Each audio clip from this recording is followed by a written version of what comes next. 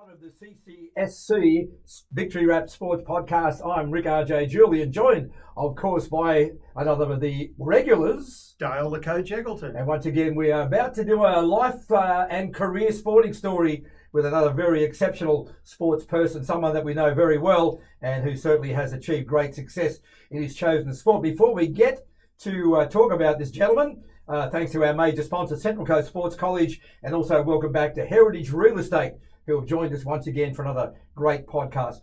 Coach, you know this man very well. In fact, he was best man or one of the guys at your wedding. Take us through the career of the man we're about to talk to. Yes, RJ, it's Damien Brown, a natural sportsman. He grew up at Shelley Beach as a talented, natural left-footed footballer whose right foot was underestimated and a talented right-handed tennis player. In fact, we will learn that he's one of those gifted athletes that can be left and right-handed and left and right-footed, ambidextrous at the highest level. He progressed from playing football for the Entrance Club to representing the Central Coast Coasties from under 11s through to first grade. He played in the grand final winning first grade that took out the New South Wales First Division in 1995, before playing in the old National Soccer League for Newcastle Breakers, Canberra Cosmos, Parramatta Power and Newcastle United. Sandwiched in between, he ran premierships with Blacktown City in the New South Wales Super League. He was the first player signed by the Central Coast Mariners for the inception of the A-League in 2005. In his 3 seasons with the Mariners, he won a pre-season Challenge Cup, a premiership plate, and played in the first grand final of the A-League in 2005-06, playing a total of 40 A-League games. He always let his actions speak for him on the field, no need for verbals. He read the game well, was a good decision maker, and could execute those decisions under pressure with class. He was inducted into the Central Coast Football Hall of Fame in 2013, has the Men of Football Damien Brown medal named after him. On retirement, he has been the Central Coast Mariners Youth Development Co-Ordinator, been a successful coach at Killarney Districts Football Club, and been head of enrolments at the at the Central Coast Sports College since 2013. He's an asset to any establishment he's been involved with. He's a wonderful ambassador for the game on and off the field, a great role model and mentor, and a perfect example for young footballers with dreams of achieving from the Central Coast. Brownie, it is a great pleasure to welcome you to the Victory Rap. Wow, thanks guys. That was unbelievable. I want that read out every time we had a dinner. It's been quite a career, mate, and Dale's taken you through just the overview of the whole thing. But you know, you've had a tremendous career, as Dale mentioned. And let's go back to the early years. You know, when you were growing up, and was it just soccer, football, or did you play other sports? I know there was a tennis in there somewhere. What was your early sporting memories like back then? Yeah, lots of soccer, lots of tennis. Mm-hmm. They were the two. I was quite fortunate to have a great childhood of always having open space and being around friends and just kicking a ball, throwing a ball, playing cricket on the side, just but like socially, not join a club. I didn't probably have time for that. But yeah, just lots of just coordinated, sports where I'm just really having fun. Like I didn't think anything about, careers in sports. It was just having fun with mates. Great stuff. Brownie, tell us about the family growing up. I know how close you are to them, your mum, dad, and your brother Jay. Tell us about them in those early years. And as I mentioned, ambidextrous. Talk us through being able to use both sides of your body. Yeah, well, we grew up around the Entrance area. So the Entrance I think we moved the Entrance, Killarney, but we even lived on top of the family business at the James Brown funeral directors there for a while. That's right, I remember that was always fun, knowing you were going to bed each night on top of a fridge full of bodies. I think Dad had to go down there with a baseball bat just to make sure they were delivering bodies and not stealing them. That's right. But and then we ended up moving to Shelley Beach, where because when my pop passed away when I was about 8, and you would have liked my pop. He took me to the track, like a punt. Yeah, loved the punt. Anyway, so we ended up taking over the house at Shelley Beach and built a bit of a room upstairs for Grandma, and Grandma lived with us for and Mum and Dad are still in that house today. So That's going back 42 years. But that house at Shelley Beach, we had a vacant block of land on one side, and we had a holiday house which no one ever came to or seemed to. So we were basically had 3 blocks of land. I was always playing sport or doing something there. So I had plenty of land around the area. So my brother Jay, he was into sport, but probably more the surfing side of things. He loved the beaches, and still now, like we live a couple of streets away from each other at Baddo Bay, and he's always snorkeling, or I think where you surf there, RJ. He's always doing some kind of diving around that beautiful area. So he's right into his water sports. So, but Dad was always into sport himself. Like so, Dad was president of the Entrance Soccer Club for many years, and Mum was treasurer. They were always doing plenty in that area. So I spent every Sunday, I think we got to the ground at like 9 o'clock in the morning on a Sunday, and we left at 5 or 6 o'clock. So, and I love those days. Like they were great days. I just couldn't wait for the main field, which you could go on there at half time or in between games and kick a ball around and try and do bicycles and all those fun things. Just hung around the Entrance Soccer Club, all the time. So I was there for training, games, everything. So that was sort of my childhood. In terms of the ambidextrous, I'm not sure where that came from, but I was quite competitive. The house at Shelley Beach was a red brick house, and it had the odd dark brick like they do. Right. And that was my job. I was pretty competitive with myself. I would have to hit the darker brick 10 times with my left foot, with my right foot before I go inside, and that could take an hour. And then with tennis, I would do the same. So I'd have a tennis ball, tennis racket, and then I wouldn't go inside until I'd hit that one darker brick. So I was very competitive with myself. So it probably comes from just practice and being competitive.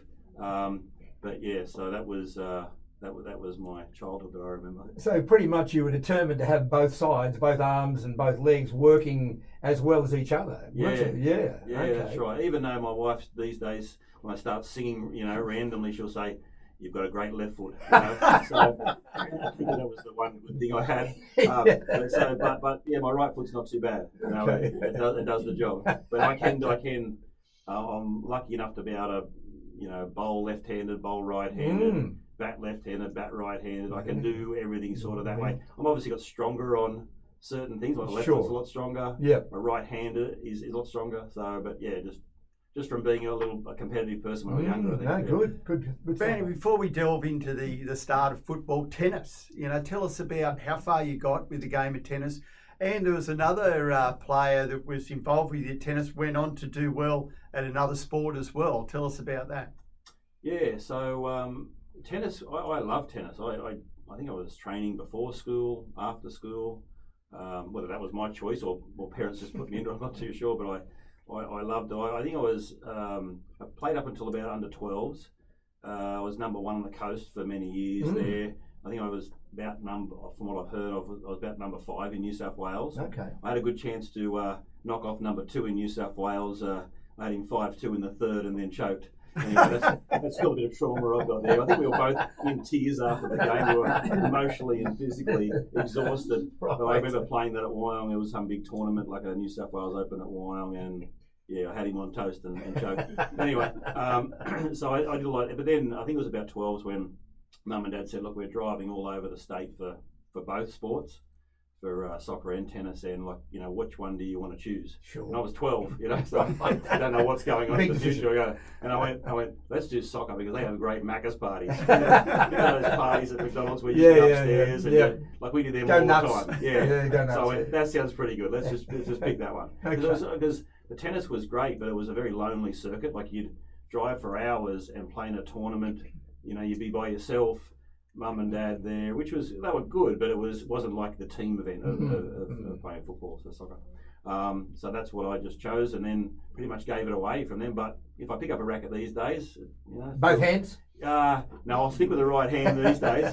But and one of my idols was Ivan Lendl because he stuck with the single-handed backhand still back then, and I know double-handed's coming into a fair bit this way. So I used to watch lots of tennis as well. Yeah. Okay. Yeah. So. You were asking me a question about a player. Yes. He went on to play. He done well at rugby league. Oh, Luke DeVico. Oh, of course. Yeah. He was my doubles partner. I think he might have been a year older than me, maybe a year or two older than me, but we played against each other and we were doubles partners, and we spent a bit of time with the DeVico family. It's been a long time since I've even heard that name, but he was a great guy. I'm not sure what he's up to now. It was Raiders, was he? Yeah, so Raiders. when I saw him there playing one day, the Raiders going, what's going on here? So he obviously not playing tennis anymore. But yeah, they were really good days. Yeah. All right, talking about good days in early career youth, 1980 to 87, the Entrance. Yes. So it's a club that's got a lot of significance and special memories for you. So starting out then, describe how you were playing back then with the Entrance. Yeah, I said Mum and Dad were life members and really involved, so I just went along for the ride and played and kept on playing, and then it was just fun times. Like I looked up to, I never watched soccer like. I suppose it wasn't on TV much back then. The first grade was they were my idols. I went there all Sunday and couldn't wait for the main event. And probably like when you were chatting to Paddy Hart, like there were big crowds. Go to the games that was the main event, and it was so exciting to watch them. And I looked up to likes of Andrew Ollier and Terry Greedy and Bill Davis and Ray Sundstrom and Johnny Byrne. All these guys, like they were my idols. I couldn't wait to be like them. Because my idols more around the other sports were, I was Parramatta Eels, so I looked up to Sterlo and Brett Kenny and all these guys, and Ivan Lendl from a tennis point of view. But the Entrance days, they were great days. Like we just spent so much time with them. So I got great memories of the Entrance. But you got to a time where about 13s maybe, where you had to choose either representative football or your club. And so then I went on to the Coasties. Yeah. Great stuff. Well, tell us about those days, Brownie, at the Coasties. Some of your coaches in those early years and some of your teammates playing in the Sydney competition. Yeah, probably I suppose, when you're a club, you get some great volunteers and some, good dads that are probably just putting up their hand. And when you get to the Coasties, obviously that's that next level. And probably the first time I'd actually experienced like a real technical coaching. Alan Burke was one of the first guys, and like the first probably person to actually stop a training session and guide you through why you're doing this, why you're doing that. I'm thinking, why are you asking me a question? I just do it. I never had to think about it before. This is what I know, is what I love. So that was really interesting. And Alan Burke really knew what he was talking about, and does still, and was a great mentor to me in those early days. As we got older, I just kept playing, and along the likes of Andrew Clark and things like that. We were all sort of, I see those photos these days. I'm thinking, we just kept on going together. They were great days too. Lots of travel. I always remember being in cars a lot, and having two trips where you were playing for, you were playing for your region, or you were playing for New South Wales or whatever you were. But there were a lot of Coasties kept on getting picked in those teams. So they were great trips away. But as you got on, I think I got to about 17. I think it was my HSC, and it was like that was a big thing. I suppose it still is a big thing, but probably not like it was right. This is your year 12. You better be serious about your education now. I'm thinking, this is a big switch I've got to flick on, because I was a sport man. And then we decided, let's go back to the Entrance for a year from there. And I think I was 17 playing first grade and playing with my idols. So that was a great year. And then went back to the Coasties from there for senior grade, and that's obviously where I met yourself, my other idol over there, and you were my captain, and we had a great time, which is probably a whole life in itself. Those being 18 and Can you give us a bit of an insight into what he was like as a captain? Was he inspirational? He was an inspirational. Did he have the pre-match monologue planned, the halftime? What was he like? It wasn't. I suppose he would have planned it, but it was like he was, and I can say this to him as I know him quite well, but he's a real leader. Like everyone looked up to him, and he led from not just his words, but his actions. Like he went out there and he tried his guts out, and that's probably what I've taken from that time. Like he was a real try. There was no anything less than 100% ever. No matter how his body was battered or bruised, he would just give everything, and so you followed that, and you wanted to be like that. Is he tearing up in front of you? Can you see him tearing up? He's going slightly red, but might be just warming up in here. That's right. Okay. Brownie, you mentioned schooling. It was good of your parents as well as yourself, decisions, because it's important, your education. You went through St Edward's and St Peter's College. They've produced some great sports people over the years, both schools. Why do you think that is? Well, back then, I suppose they were whilst they were obviously concentrating on their academics, but there wasn't as many high schools back then as well. Like St Eddie's were always being known as quite a sporty school, even though it was more rugby league and rugby union. That's for sure. Yeah. Us soccer guys, we held up our own end, and then we moved over to St Peter's. And St Peter's, I was only there for the 2 years, so that felt like it came and went pretty quickly.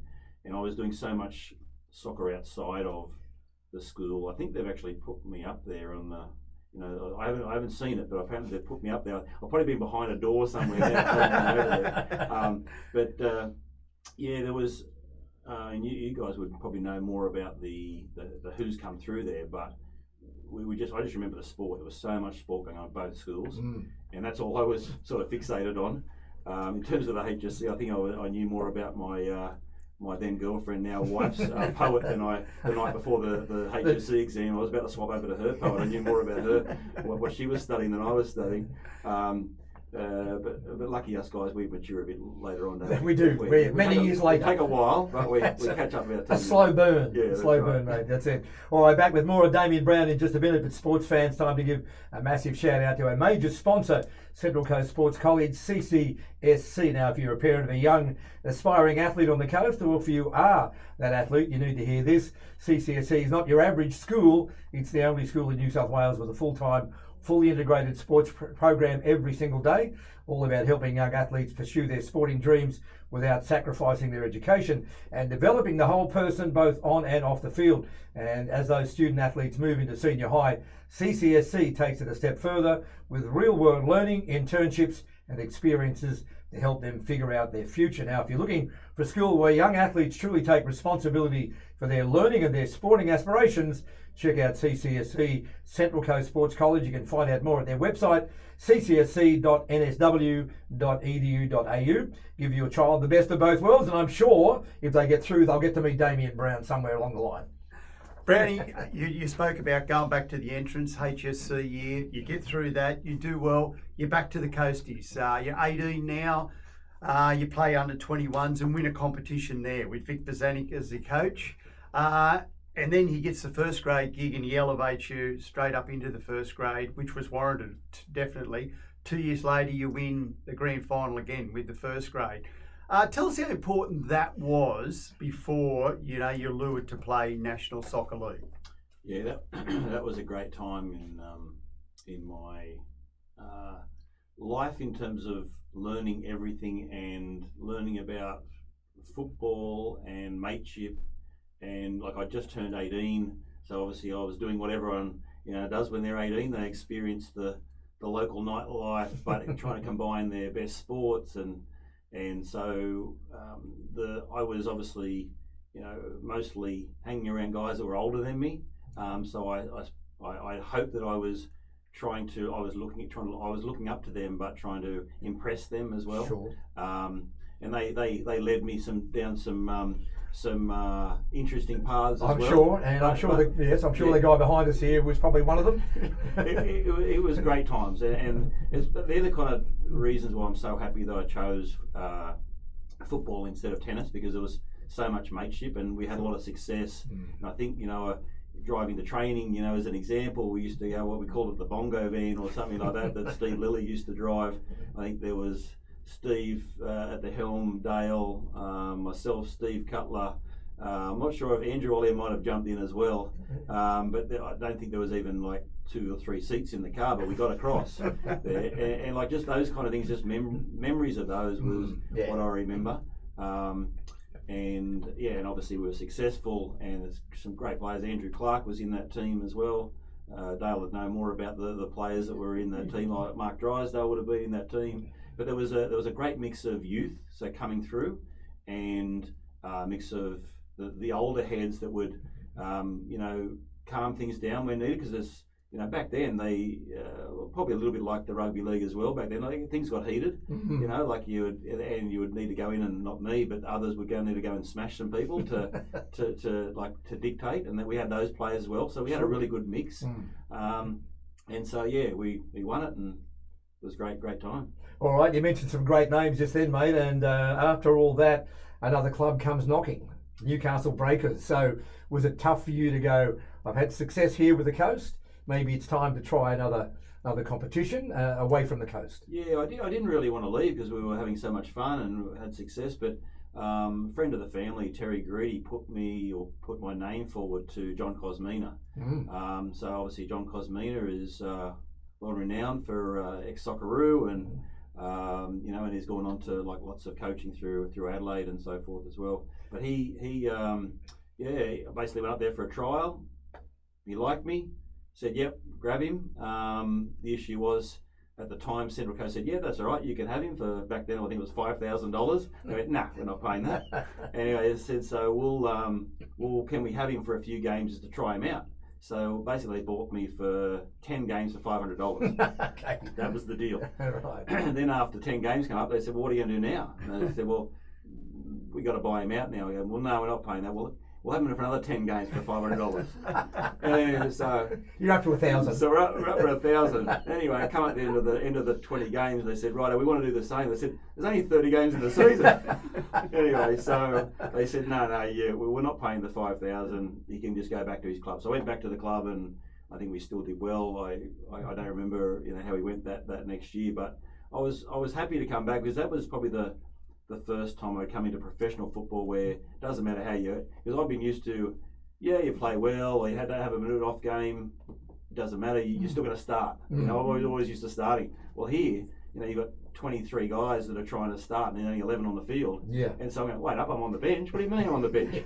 This is not right. And right. I was still obviously in touch with my mates back at the coast, and we're having a good time going out. And I think Cozzy took me aside one time after we used to play on Friday nights, and he put on a Sunday morning session. That wasn't great for me. I used to do the freeway with Glenn Sprott, actually. Glenn Sprott was Sprotty. Anyway, I was a bit under the weather, turning up for training on a Sunday, and he said, it was apparently recognisable that I wasn't in the best shape.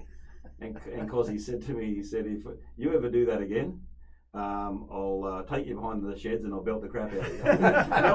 That's what happened back there. That's why Cozzy was, because he was a hard player himself. Yeah. He used to step on players, and grab players. Like he used to elbow them, and he wanted that from you as well. That wasn't my game. And even the time when I used to have to, the physio said I had to shave my calves because of some kind of injury. And Cozzy yelled, no one in this change room is shaving any of their legs. So stuff like that. It was funny, but he wanted you to go out as well and party hard because he was always last man standing. Big blonde locks at the back of the nightclub, just lying there watching you. So it was great times, and I learned a lot from that. Actually, professional football, unless you're stepping up every day, every week, you're not playing. And so I learned a lot from that, and that was a big time for me. Yeah, great. Well, tell us what he was like as a coach, Brownie. You've gone from Vic Bozanic, who was very much gave the players a lot of rein in playing what you see. So more or less handed it over to us as players too. Whereas, you're going into a professional environment with John Cosmina, who, as you say, had a reputation from his playing days. What was the difference there between Vic and Cosmina? Yeah, if you made a mistake at all, you were benched the next week. Like there was no give in it. He wanted full on. If he saw any slacking off at all, whether it's training or games and I was back then. I was more of the guy who tried hard, but the pretty footballer who scored a few goals, set up a few goals. I never really had that mongrel in me, and he's probably put that in me. Even though I learned some ways not to treat people at that time. I learned some things where, I've got to really put in for the whole 90 minutes. I was probably a 45-minute player. Right. And so you couldn't cop that. Like I remember, I think I scored up at Newcastle, SBS goal of the week, and you got Johnny Warren on the TV talking about how good this goal is. And then I go to Melbourne the next week and I'm dropped. Okay, there's a wake-up call. I've got all the crowd behind me, like 2 minutes from me going, you want to go that scored the goal last week? And you can't even make first team. So stuff like that. So I learned from that. You've got to put it in for the whole time, and whether it's a training, whatever. And I was just, it was all new to me. I played and I started. Well, not anymore. Did he make you more physical? Yeah. In everything you did? That wasn't really my game, but I had to do it, otherwise I wasn't playing. Yeah. Well, back to the coast, and then another club comes calling down south, the Cosmos. So you headed down to Canberra, which again is taking you away from everything that you're comfortable with. Yeah, I was a bit gun shy about leaving home because Central Coast syndrome. I'm pretty cruisy here, and then I get I'm not sure how it came about, but Canberra Branko Chelina wanted to well known like Jason Chelina, whoever you want to say. His son was went on to play for Australia and so on. Anyway, so Branko wanted to see me. He wanted to come down for a week's trial, and I said, I'm not sure why I said this, but we said, what's the money like? Not that that was a big part of. I was just thinking, how am I going to live? Where am I going to live? Sure. What's the cost? Anyway, I said, I need at least this, and we're talking like probably 15, 20,000. It's not much, but it's going back to 98. I think sure, reasonable. Anyway, they said, nah, sorry, we're not doing that. But anyway, so I said, in the end, I'm over a couple of days. I said, look, I'm just going to go for it. I'm going to put myself out of the comfort. I've never done this before. I got my resume together. I put a resume. I thought I'm just going to work on the side, and then whatever I need, I'm just going to get by. Anyway, they trialled me for a week, and at the end of the week, they said, yeah, we want you. And so I went, all right, where am I living? What am I getting? All that kind of stuff. And they put a contract in front of me, which was better than what I first asked. Right. And I think they were just seeing if I was willing to actually make the commitment of leaving home, doing all those things. So, I moved in with a guy down there, which I'd never known before, who was doing exactly the same thing. His name was Tom Haythornthwaite. Long name, that one. He didn't order his pizzas like that. He was Tom Hay. Anyway, so we just, I got down there and just trained my butt off, and because of what I learned from Cozzy, just work hard. Got down there, they'd signed a guy by the name of Ante Moric, who was the loveliest guy, and he was their marquee player, and Branko had signed him. He was good mates for him from Sydney United days. And I think the rumour was he was on, like, for the 6 month period that we were playing, because he only played for about 6 months. He was on like 70 grand in 98 for 6 months. Yeah. Anyway, and he was left midfielder. And guess what? That's my spot. So you can imagine how many games I started. Zipper. Anyway, so I'm down there training my butt off, doing extra sessions, joined the gym. I was doing 1,000 metres of swimming a day as well, just to show them that I really wanted to play. Still nothing.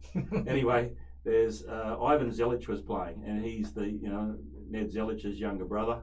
Anyway, he's one of the talk of the town. He's upcoming.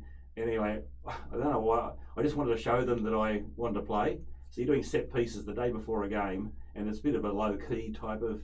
Anyway, I get up there. I'm on the sub side, just they're doing defending quarters. I get up there and rise above them and elbow Zelic right in the head. Well, anyway, I don't know why I did it. I don't know. I was just keen to show them. Thanks, Cozzy. Yeah. Anyway, so he goes down, splits his head open. He's down and out. Anyway, then they're all looking at me going, like, who are you? You're not even playing, and you're injuring our best players. So, anyway, so I always remember that. I didn't mean to hurt him, but anyway, he was. I'm not sure if he played the next day. He was out. He was knocked out. But then we were going well. I think we were last in the comp. Anyway, Rally Rasic, the club was going down. Rally Rasic was coming as a saviour for the last 4 games. Branko got punted. And the first thing he said was, Brownie, you're in, Moric, you're out. So I'm not sure if we improved at all, but I was fit, and I just trained all year, pretty much just. It's the fittest I've ever been. I couldn't have been fitter, and I just trained before, trained after, and just got really fit, so that's what Cozzy sort of taught me. Just work hard. I become this not as flary player. It was scoring goals, setting up goals, but I become a worker from that. Sure. And so that was some lessons, and I lived out of home for the first time. Realised you have to actually buy your own food. That's right. Not make my own bed, but peanut butter bread. Right. That's right. So, but I was engaged at the time to my now wife, so I was leaving it basically about midnight every Saturday night.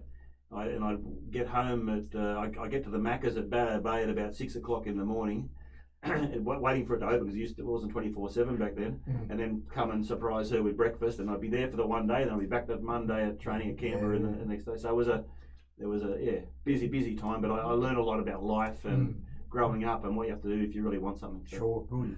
Well, word gets around the football world, Brownie, that's for sure. And Blacktown City, a team that's in the Super League, they lure you there. And those 3 years are very successful for yourself and for the team. I think it's 3 premierships over those years you were there. Tell us about, how that come about and some of the teammates that had, why Blacktown City was so strong. Yeah, my brother-in-law was actually playing at Blacktown as a goalkeeper. And my father-in-law, who just passed not many months ago, he was the one who said, you know what you guys need at Blacktown? You need my son-in-law. And I wasn't son-in-law yet, but I was close. And he said, you need him. He's not playing down in Canberra. You should get him now. Anyway, so we had I don't think it was a Zoom back then. It was a three-way phone conference. And basically they bought me for $3,000. Blacktown did off Canberra. I'm not sure that was big or I don't think it was too much back then. But anyway, $3,000, and all of a sudden I come to Blacktown, and yeah, we had 3 successful years. It was great. I had Alex Robinson, I think the first year. Then Bomber Brown, Brian Brown for the next couple of years, and we had some great team, great guys, great camaraderie. Yeah, 3 grand finals in a row we won, which is. It's not easy. New South Wales State League, it's a tough competition with the likes of Bonnyrigg and Parramatta and so forth. They were probably our main competitors, but yeah, really, really fun 3 years. But it was a bit of travel. It's probably the busiest I ever have been in my life at that time, because I was playing semi-professional football for Blacktown, getting a bit of money on the side for it. And I was doing full-time uni because my wife or fiance at the time, wife, she said, "You've got to pull your finger out and start doing something apart from playing soccer." And so I was doing full-time uni. I was working at Crown Plaza. Right. Yes. Doing a lot of the graveyard shift, and then I was working at Blue Haven Pools on the weekend as well. So Right. and I was catching the uni was down at ACU at North Sydney, so it was the 6:17 from Tuggerah every day. Wow. And then I was finishing some of the days at Gabby Stadium at 9 o'clock at night. So it was busy, but a bit crazy, but that work ethic sort of kicked in. Sure. And you look at your time there, 75 games and 13 goals. So, for you personally, it looked like you really hit your straps with Blacktown City and became a pretty important member of that premiership winning side for 3 years. Yeah, and they threw me in all different positions. I think I played left midfield, I played striker there for a while, I played right wing. And wherever I went, we just had a great team and great bunch of guys, and I'm always happy just to play where I get put. I'm not the kind of guy I want to play there. I just go where I have to. And then it wasn't long towards the end of Blacktown where we were just playing a friendly against the Parramatta Power, which are like the Western Sydney, and they had a look at me from there. Yeah. Well, tell us about that, Brownie, because Parramatta League, who you supported, they bring a football team into it called the Parramatta Power. It's your first association with Laurie McKenna is there with David Mitchell. Tell us how the step up to that professionalism and what that did in the stepping stones to you becoming an A-League player in a few years' time. Yeah, well, they were like the new club on the block and the bit of the money club and all this, and so we just played a friendly. It was Blacktown v Parramatta Power, and I happened to score a couple of goals and had a good game. And they said, we want that guy in for a trial. We're inviting 3 guys in, Brownie being one of them, and there was Avuko Tomasevich, and there was another guy from Sutherland. And we just battled it out for a full week. The 3 of us were going for a left back spot, and at the end of the week they said, "Yep, Brownie, we want you out of the 3." and it was a fun last training session. We had a full tennis comp. The whole squad of Parramatta Power had a full tennis comp. They obviously didn't know that I could play. Anyway, I won that whole tennis comp. And at the end of the comp, Dave Mitchell put me aside and said, "Oh, by the way, we haven't got any money for you." And he was actually serious. So I trained all week. Thought I was about to get signed. Being told I was going to get signed, they said one of the Scottish marquee players had taken more money. He said, "Sorry, we're going to send you back to Blacktown." So I went back to Blacktown, and for a week, Parramatta lost on the weekend, and they rang me the first thing after the game and said, "Oh yeah, we found some money. We found some cash." That's right. Someone's raided the poker machines. Yeah. So I've learned now not to play if I'm any half good at tennis, don't show it too early. Was it hard, when you had success with Blacktown? Parramatta wants you. You go back to Blacktown for a week, then you go back to Parramatta, leaving the club that you were so successful with. Had you intended to stay longer down there with Blacktown?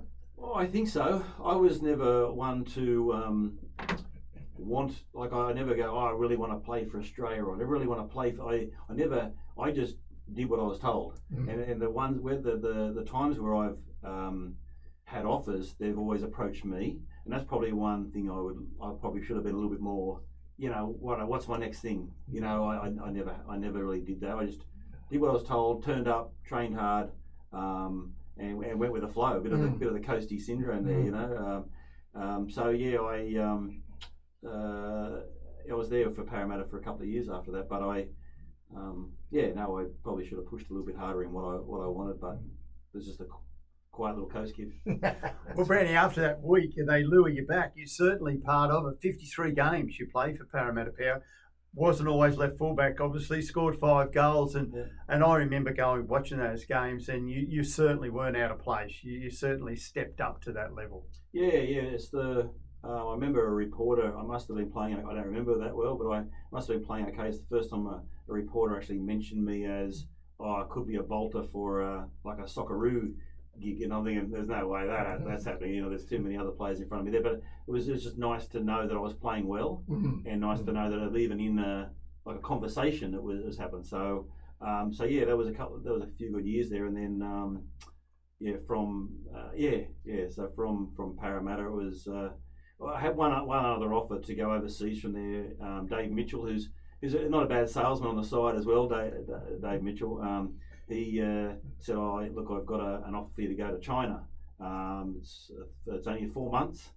They want you there. They want to pay you $60,000 US. It was in 2002, and our first baby was due. So Joseph was due, and I'm going, do I go to China? Do I stay home? We've got our baby due. There was some kind of war starting up in China. I'm going, okay, I'm hanging here. I'm just going to stay here. This is the more sensible option. But it's sort of like those sliding doors. Yes. What happened if you ever did that? Would you have ever kept on going overseas? So wouldn't say it's a regret, because I've always wanted family first. But you always think in the back of your mind, I wonder if I'd have taken that little offer there, because Dave Mitchell was one of those kind of one of those coaches that he had a business on the side, and he was selling players to different. He was a bit of an agent as well. Anyway. I was going to ask you about that. Would you have benefited from having a manager, an agent? You could have got the big fella behind you here to look after your interests, but would it have bad decision making? Would that have helped you, do you think, in some of the moves you made, and the money that you could have got? Yeah, I think so. I think for someone, especially my personality, who wasn't a big personality, didn't naturally reach out to people, I think that would have helped me. I did have a manager once when I moved from Parramatta to Newcastle. They reached out to me anyway, so I remember having many conversations with the coaches in between. So I think I was doing a lot of the negotiating, but he took a cut. I know that. But I think that would have actually helped me for my personality, because there would have been other, at least contact a few people. But I just went with the flow. Yeah. Okay. Brownie, your abilities there at the National Soccer League at the time. Tell us about that move after 3 seasons at Parramatta Power to Newcastle United after that one season. Tell us about that, and how you were familiar with Newcastle, but it was a different name now, Newcastle United as opposed to Newcastle Breakers. Yeah, I got an offer to go there from Ian Crook and Gary Van Egmond. And I remember that we played at Parramatta just before I'd made the move. Parramatta, I was playing for Parramatta, and I was just about to go to Newcastle, and one of their defenders wiped me out, and I was injured after that for a few weeks. And the coaches, as soon as the game finished, they came up to me, "You okay? You okay?" Because I just signed with them. I knew that they were really caring, and they were saying, I think they were just worried about that. We just signed this guy, and we just wiped him out the same game. Anyway, I learned a lot from them as well. Like Gary Van Egmond is an assistant coach. He was. Ian Crook was more from the technical side, and he really showed me a lot. Gary Van really enforced that. Probably make sure you go in there and work hard and hit them hard. That's what kind of coach he was. But that was a really good combination up there. I had a good year. Was going really well. Then there was talk of the National Soccer League moving to a rebranding of the A-League, and so I just did my knee. So that was my first probably real injury. I had a few injuries along the way, but that's when I had my reconstruction. I actually had it was funny because I was in Newcastle, and I did my knee about a week before Andrew Johns did his knee, and then he got in for an operation a lot quicker than me. And I thought, I suppose he's got a bit more pull than me. That's right. Anyway, but the A-League, then the A-League said, right, we're having a full year off. So Newcastle only wanted 7 players from that year. So they basically they said, rightio, the whole league's finished. A-League's rebranding, they're going to have a full year off. We're not sure who's going to be in it, but Newcastle, obviously, we've got a good chance of being in there. So they invited 7 out of the squad of 20 odd. I was one of them, even though I'm just finished having a reconstruction. They said, yeah, we would definitely want you, Brownie, for next year. In the meanwhile, Laurie's in my ear on the side going, I've put in a bid. I reckon we've got a good chance. And I'm sort of going, sounds good. I reckon you got Buckley's. I think Newcastle, Sydney, there's no way I'm going to squeeze the Central Coast in there. And so, anyway, because I went to uni, I got my teaching. So I was teaching at Greenpoint Christian College. I was teaching at Wadalba, and I'm recovering from my reconstructed knee. So it was a busy year, even though I wasn't playing. Yeah. But I was fielding different calls. Absolutely. We're going to get to the time when you become a Mariner very shortly, mate. Looking for your next home on the Central Coast. Heritage Real Estate has been helping locals buy, sell and lease for over 30 years.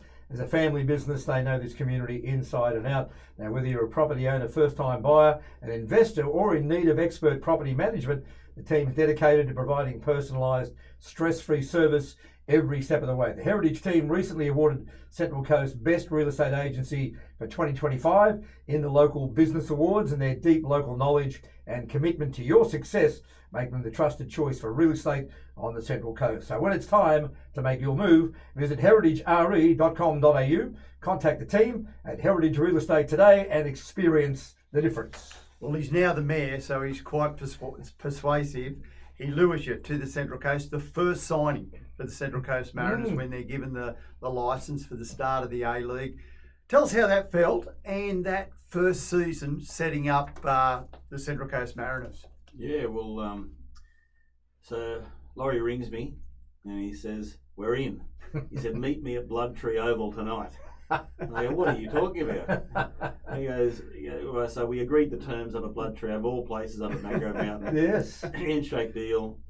Within the next week, he said, right, we're having a signing session at Mingara, which was our base for the first year. Yeah. So we did a bit of a publicity event. Obviously, it was great from Laurie too, because I'm a local lad, so it all made sense. Yeah, it was a bit of a whirlwind because I was thinking, what's happening here? Like, we've actually got a national team on our doorstep. Like, I actually couldn't believe I was actually playing for the Central Coast. I'd always had to travel everywhere to play. So at the highest level. So it was a bit surreal. But I was just so looking forward to it. It just worked out perfect for where my family was at. Starting a family and yes, didn't have to have a 1,000 jobs on the side as well. So yeah, it worked out really well. And then we started building the team. I think Gumprek was next. Laurie rings me and says, "We're signing Andre Gumprek. I'll give you his number. Make contact with him." and anyway, so I think we met up at a promotion, and because he was second, and we've been mates ever since. Like, we went fishing. I took him fishing, and Andre, being the person he is, he bought like $400 or $500 worth of fishing gear from BCF just for that one fishing session. And I think I nearly drowned him actually at that over rocks, just walking out of the fishing spot. Yeah. The top guy, and and then all of a sudden the squad just started to build from there. And I'm thinking, we've got a half decent squad here. Yeah. Because Laurie was building and making connections and so forth. And that first year we won the pre-season cup, which was a great start. Which I don't think that would have been expected. Not that everyone puts out their full lineups, too early doors. And then all of a sudden, it's just we're going okay in the first year. I wouldn't say we're setting the world alight to start with, but we had about halfway through the season, we I think some of our captains like Stuart Petrie and Noel Spencer. Spencer was the captain. We had a few like a leadership team and Wayne O'Sullivan. They did a meeting without the coaches and said, look, we've got we're struggling a bit here. We're sitting mid-table. We can do better than this. And then from that emergency meeting, we went 13 straight to go to the grand final. Yeah, so that was huge. Yeah. Did you have a jersey when they announced you as the first signing? Did you say, well, I'll have jersey number 1? Or what jersey did you end up getting? Yeah, you had to put in. I'm not sure if this is a normal way that things are done, but you just had to basically, put down on a sheet of paper what numbers you want. You had to pick 2 numbers. Right. I just picked 1. So I only had one choice. Because it was first signing, I thought, surely they're going to give it to me. So I just picked number 11. It was my favourite number. And my daughter, even when she plays, she always picks that number to play with. So it's good. been Family thing. A bit of a family thing. So I just picked the one number, and I think I think Hutch picked 7 and 11. And he's good mates with Hutch, so that would have been a big thing to give him. I think anyway, but I got 11 and Hutch got 7. So but everyone just had to put down 2 numbers. Right. Okay. There wasn't any. I think I've still got all my jerseys. For there, one thing that I really want to keep. My daughter still wears the grand final jersey of that year, which is all signed by the whole team to every match she still goes to. Good on her. So that's something special. That's great. Yeah. And but that's a special time. Number 11. Number 11. That's my number. Well, Brownie, the Central Coast Stadium, obviously home games are played there. A lot of people, great crowds, but training venues. You didn't have the facilities that they've got now out there at Tuggerah. Tell us about how you wouldn't know from week to week where your training sessions would be. Yeah. Well, we started off on fire. We're at Mingara. We're getting the full buffet every day. That was great. And then, as professional players do, they start whinging about this and whinging about that. And that wasn't really in my what I would do. But there was you start to, because that buffet out at Mingara, that buffet train went for I reckon about 30-40 metres. And we were there every day. I think the club, it was 2 things. I think it was the whinging of the players, and it was the cost. It was like back then. It was like $25 a head. And you're doing that every day. Yeah. With 25 players and Starts staff. to add up. It starts to add up. So I went right. I think then it became Laurie just grabbing some chickens and some ham and some bread and bringing it to training. So that the buffet went out the window. There was no more seafood buffet. And then from there, I think that's when the locations started. I think the whole Mingara thing just started to get a bit expensive in terms of what we were trying to do. And so then we started to move to places like the good old Jubilee and Bloodtree Oval. Bloodtree Oval. Yeah, we've been up there. You can't go up there too much in winter though. You can't see yourself. But Jubilee was one of the players' favourites. When you were signed by Laurie, again we're talking some money that and was he approachable? Did you have a figure in mind about what you thought you were worth at that stage? Yeah. Did you have a figure and did you get it? How close did you get to it? I was listening to Paddy Hart when he was talking about this one before. I'm the same. I wasn't a great negotiator. I probably could have negotiated higher, but from me it was all about what's best for my family, what do I need to survive, and I was never greedy and go, well, I want this, and then would take days and days for negotiation. As long as I felt it was fair, and then I could cope with that and survive, that's what I did, and I was happy with that. Sure, good. But I was never one to worry about 1,000 here, that wasn't in my nature. Okay, yeah, good. Well, tell us about that first year, Brownie. You mentioned the players meet, and then all of a sudden the win started. You force your way into the semi-finals in the top 4. Adelaide win. They're the first team to take the premiership plate. Sydney FC play them and beat them in the first semi. You get through your first semi and play Adelaide in the final. Tell us the feeling of winning that game and qualifying for the first A-League Grand Final. Yeah, that was a big month. Even just before that game in Adelaide, we'd played a couple of big games against Newcastle, and we're actually staying away in Newcastle for some reason, because it was an extra special game. We're just staying in some random hotel up there, and we're playing a big game of poker, all us guys, and I win the poker tournament. then the very next morning I find out that I'm dropped. First time ever. We're actually doing a doing the captain's walk before the game, and then my wife rings me and said, "You realise you're not playing today?" And I said, "No, I didn't know that, but thanks. Thanks very much. We're about to go into a team talk now, so I suppose I'm going to find out." Anyway, so Laurie says, "Yeah, we brought in. I think Matt Osmond came in for me, and it was a bit of a, I'm not sure, a change up. We won that game 1-0, and Matty Osmond did really well." And then the next game he starts again in front of me, that's fine. We've obviously just won. And he gets injured within the first 15 minutes. So I'm straight on. I play well. I set up a goal. We beat Newcastle, or we draw with Newcastle, I think, which was enough to go through. And then we play Adelaide in Adelaide. And we weren't expecting, we were the, if we're in a punting term, we're probably paying about $7 or $8 to win that one. Anyway, we huge build up. Like I'm not one for reading the press and getting. But I thought, oh, well, we've got not much of a chance to win this one. We're Adelaide in Adelaide. Like, that's one of the hardest games to go to. Hindmarsh Stadium, the best field ever. You can sleep on that. It's the best field. It's unbelievable, that field. Crowd's so close. They're right, and I'm the one who takes all the corners, so you're into your ear. They're like 30 centimetres away from your head, yelling at you. And obviously, with a name like Brown, it's an easy name to pick up some nicknames. So they're calling me everything and taking those corners. Anyway, Tommy Pontiac scored within 7 minutes. So that shut the crowd right up, and we're just hanging on for death. We just thought we'd go on. Anyway, we play okay and we hold our own, and all of a sudden we've won and we're into a grand final against Sydney FC. So you wouldn't have picked it, but it was just the roughies that keep on going. Yeah. So that got us the 13 through all the way through to the grand final in Sydney FC, which was an awesome occasion itself.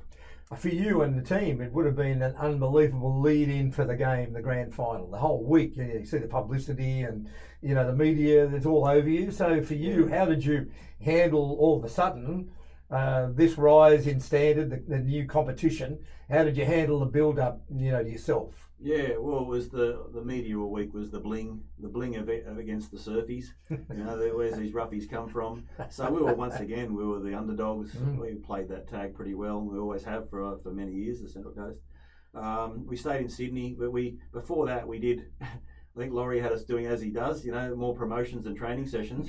We were at everything, which was great. It was actually like you seriously had a sore hand from all the signing sessions and everything you did that week. But the buzz around the coast that week, just like knowing that I grew up here was just huge. Yeah, just think back.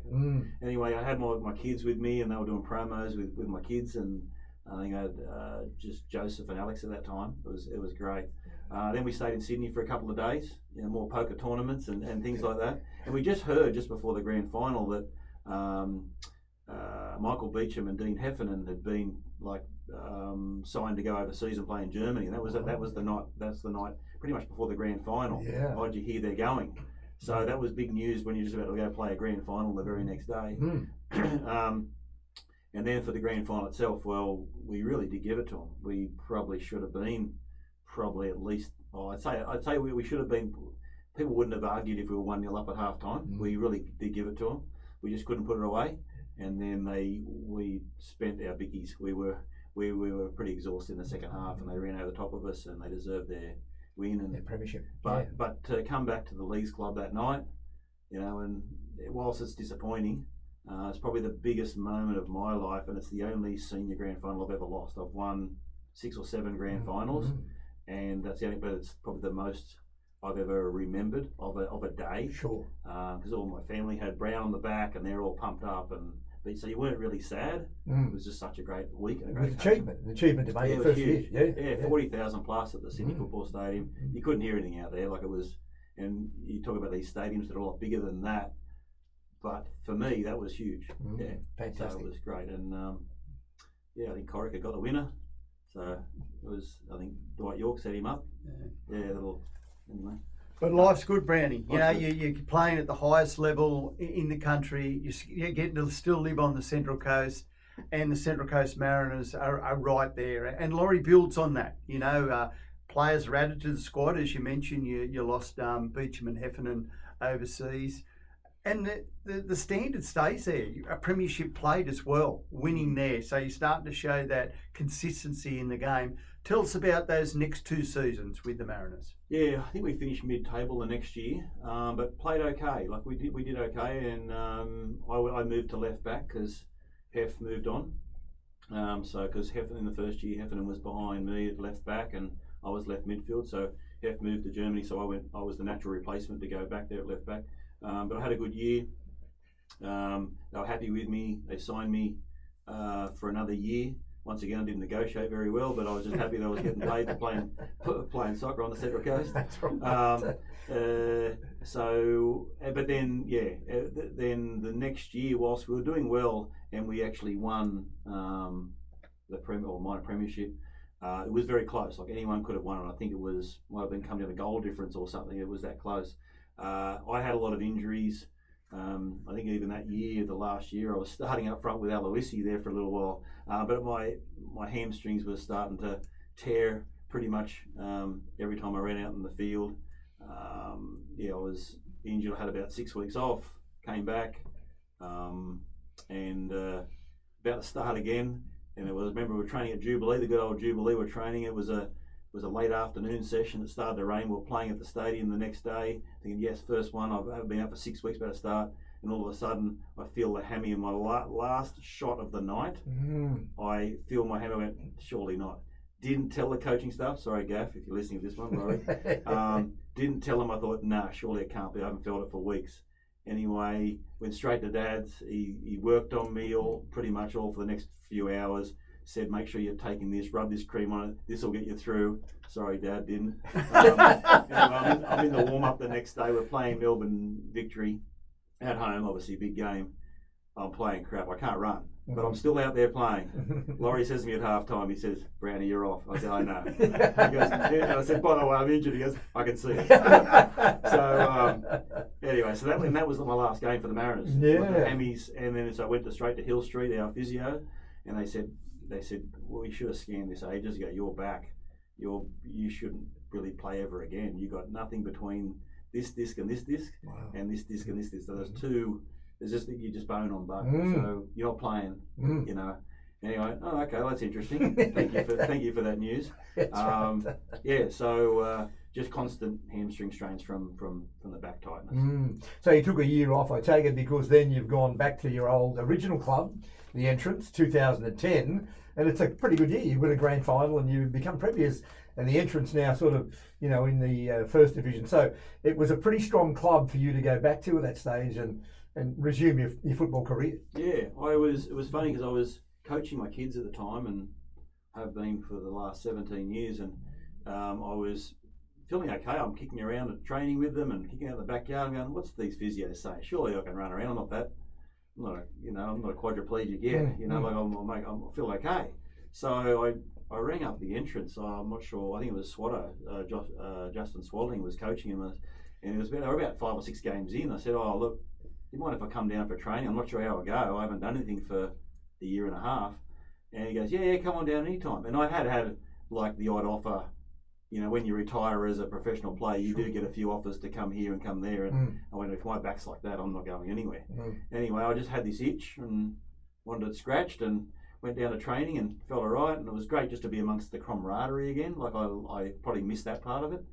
And just started playing, and the hamstring still kept on tearing. And but we got through and won it was a great year. I really enjoyed it. Yeah. Playing with mates I hadn't seen for a while and just being a part of it all. And making sure that the barley hot cream was on my on my hamstrings to get me through. I scored a few goals and we won the grand final and scored a goal in the grand final in the end. Did you ever play against the coach? Did you ever play against him? No, I don't think he was. I think he was still in coach retirement by. I don't think he was there just yet. I think but no, that would have been nice. I don't think I could have done that.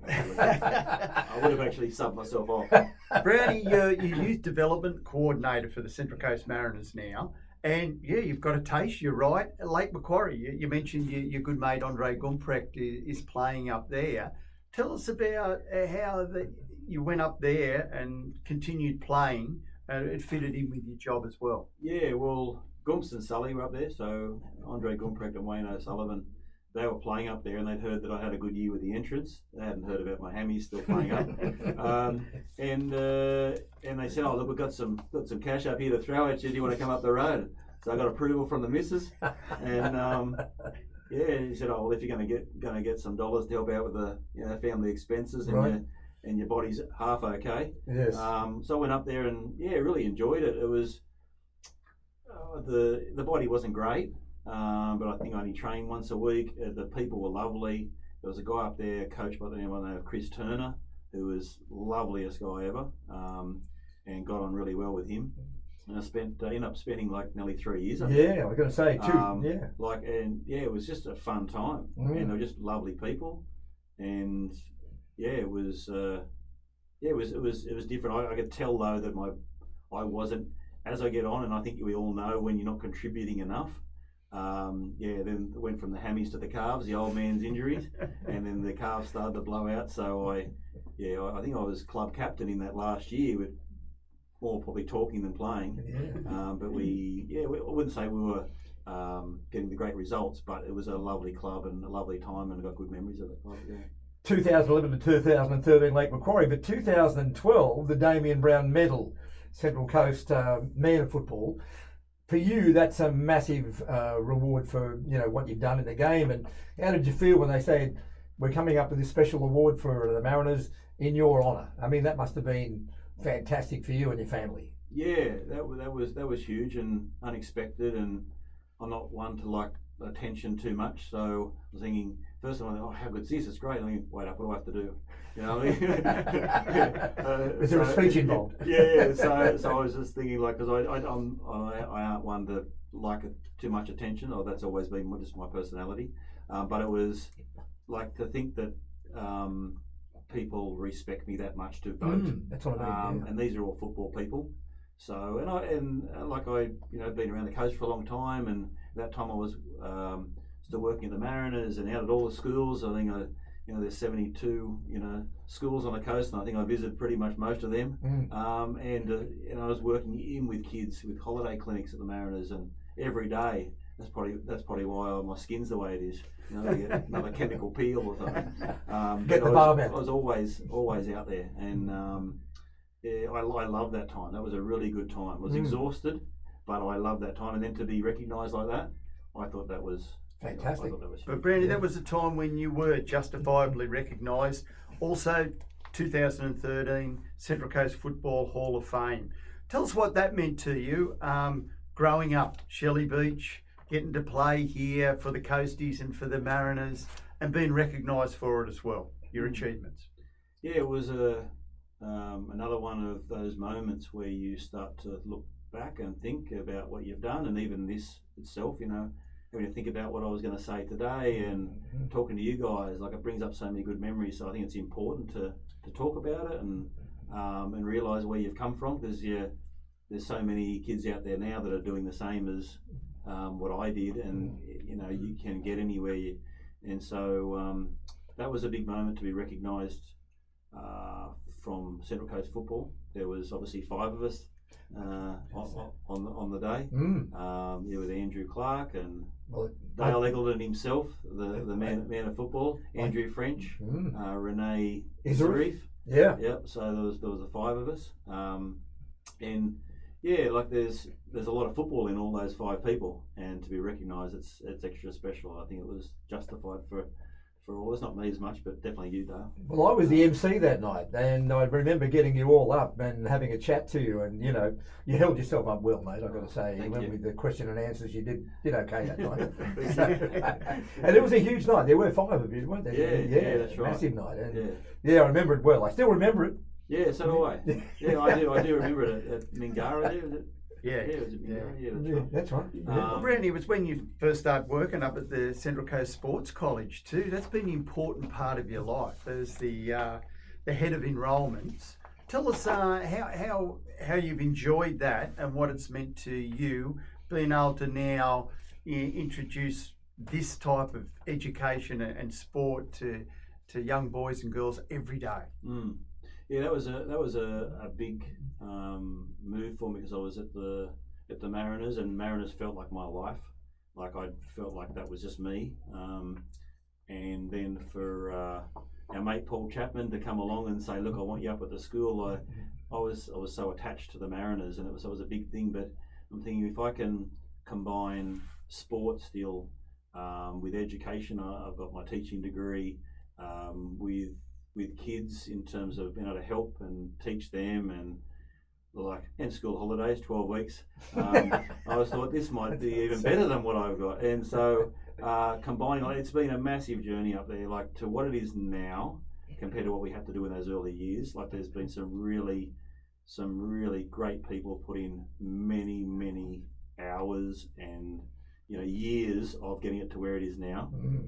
I was very happy to be part of that journey. But to see the kids, and I've put even my parent hat on here, because my own daughter started there in year 7 and now she's graduating in 5 weeks' time in year 12. Fantastic. To see the person that she was and is now, that alone tells me we're doing the right thing.